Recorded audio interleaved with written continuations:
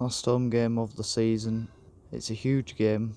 We need the 3 points, but 39 years ago this year, 56 football fans left their homes expecting their team to win, and that was the last time that they said goodbye to their loved ones. A real tragedy. If Bradford City lose, draw, other teams win on Saturday, it's massive. It'll affect our weekends, our season.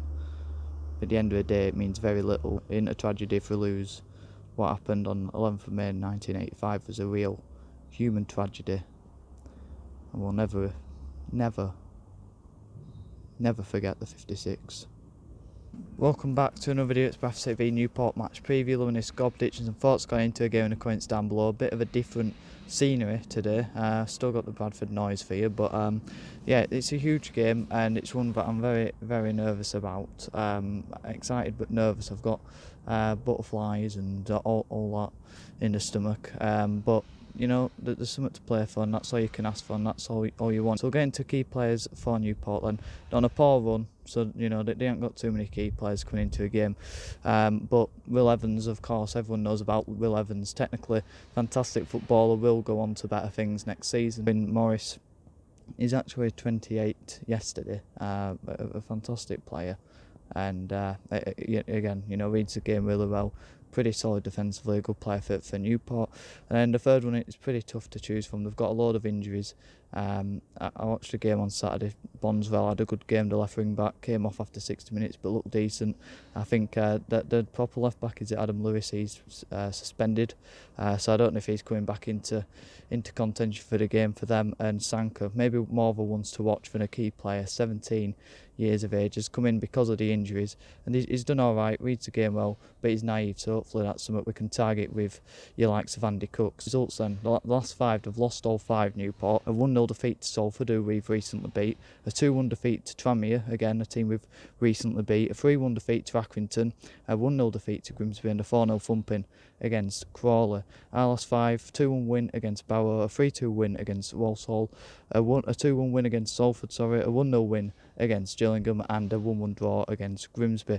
Like I said, I've had 7 straight defeats, so not on a good run. We haven't lost in our last 5 head-to-heads against them, only winning 2 though in our last 8, which isn't great reading.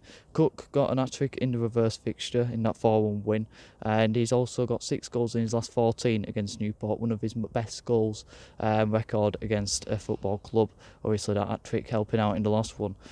We've not won though 3 straight home league games all season, and the last time that we did was in the 2020-21 season, was it, when Trim and Souls were in charge.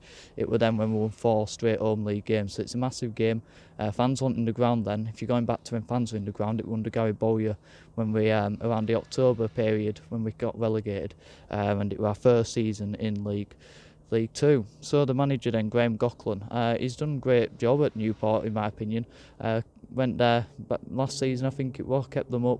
This season I thought they'd be fighting relegation all season and possibly even go down, and you know that the points tally don't look great now, but throughout the season been fighting towards the playoffs, and they did have a pretty decent cup one, getting knocked out by Man United. So he's done a great job in that regard. Pretty decent manager over his career. Weird choice leaving Bristol Rovers when he did, but went on to Mansfield, flopped there, should have done better. So what can we expect coming into a game?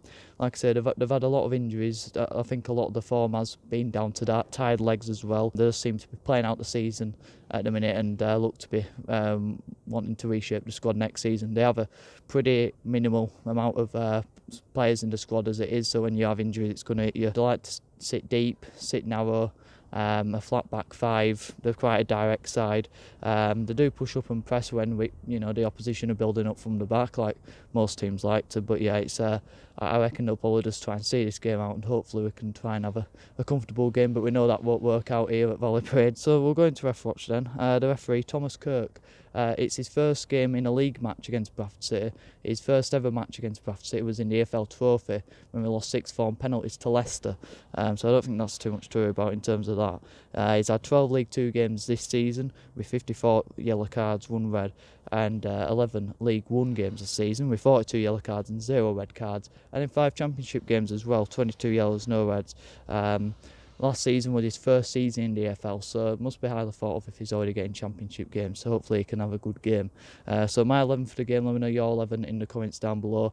I've gone with pretty much the same team, to be honest with you. Walker in goal, hopefully. He's had a couple of dodgy games recently. Obviously the Walsall game, it's contentious if it's his fault or Ugoki's, but either way he had a big part to play in their goal, and then he's had a howler on Tuesday night, so hopefully he can get his confidence back and get back to how he's been for the best part of his career so far. Say Ugoki stays in the back three. I think his ball playing ability is going to be important to help us play out and give us a bit more of an attacking threat from the overlaps that he'll bring in that centre-back position. Matty Platt next to him, rock solid as ever. And then Kieran Kelly keeps his place in left centre-back. Right in left wing-back again. Right's a tricky one. Would you drop him? Because he hasn't had the best couple of games, but I think his threat and his positioning that he'll take up is important for us to have that attack-minded player in that position. I think he just needs to play with the shackles off a bit. I think confidence-wise he's lacking it, and if he can get that confidence back, if he can take players on, get more crosses into a box and just have a bit more action about him in the final third, he'll be a very important player for us. But at the minute he just seems to be playing within himself, and that's concerning. But there's a lot of players you could put in that position, so let me know if you'd start Tariq Wright in the comments down below. Smallwood in midfield has been integral to our last few victories, and he's been is the reason why I think we've won a lot of those games, by raising the standards, keeping the tempo up, and just leading by example, and hopefully can carry us over the line for another win. Halliday in right wing back again, Mr. Reliable, Mr. Consistent, won 6 awards in the end of season player awards, which just shows how important he's been and what a great player he's been this season. In the midfield I've gone with Poynton. Hopefully he can get back-to-back goals. I think he's fantastic at Valley Parade. He plays up to the atmosphere, and hopefully we can get that atmosphere rocking. He can play a big part in that, and hopefully get back-to-back goals. And obviously, it wasn't last time where he didn't score against Gillingham, but he scored the goal of the season against Tranmere, so it'd be great if he could replicate that goal. Walker comes back into a team again, and another one where you could say that's a contentious one. Would you bring Walker back in? I think we lacked his movement, his intelligence to pick up space in the final third against Barrow, and I think that's important what he brings. With Gilead, he's much better defensively. I think we need that fluidity in the final third, and he brings that. So I think I won't think twice about putting Jamie Walker back in, to be honest with you. Kavanagh keeps his place again. You could have gone with Smith, but I think having Smith as an option off the bench when he's just scored off the bench, I think that gives Alexander confidence looking to his bench, and Smith hopefully coming off it as well. Kavanagh, he's picked up good positions recently. Hopefully he can get that confidence to score it, but I think ultimately it lies in Alexander's hands, who's performing in training, who's got the best confidence going into a game at the minute, who's bouncing out of Smith and Kavanagh, and I think you go with that over performances at the minute, because that's all that matters. We need players who can live to that expectation and the pressure that will be there Saturday, because hopefully that atmosphere will be rocking and we can cheer them on, and we need players who have that character. And then Andy Cook up front, hopefully he can get a couple against Newport. And I didn't mention as well, Kavanagh, his former team Newport, didn't have a good loan spell there, but hopefully he can show them what they were missing. My score prediction, I'm going to go with a 2-2 draw. I've gone with a 2-2 draw last couple of games, gone with a draw last couple of games, so it's worked well for us. Hopefully it's a bit of a reverse for psychology. We need to win, and it doesn't matter what we do, even if we win, results might not go our way and we might not get in, but all we can demand is that 3 points, but the effort levels and the right character. Positions, places on the line for next season, those players have to prove to Alexander and the fans that they are Bradford City players and they can remain here next season. So let me know your thoughts going into a game in the comments down below. Let me know your score predictions and team lineups as well. Like the video if you did, subscribe if you're new. All support is massively appreciated. It's been fantastic recently. The comments have been unbelievable, to be honest with you. That's massively appreciated, but also the analytics have been great as well, with views and everything like that. So it's all massively appreciated. It's been up and down in terms of the results and the performances, but all we can hope for is that the players put 100% in on Saturday. And like I said at the beginning of the video, it's a game where it's much more than the performance, the result. It's a game where it brings home that people say goodbye to their loved ones, like you will on Saturday, hoping to see Bradford City lift the trophy the first, and even now, 39 years later, still the first of only league title, and I didn't get to say goodbye to loved ones, and that was the last time they did.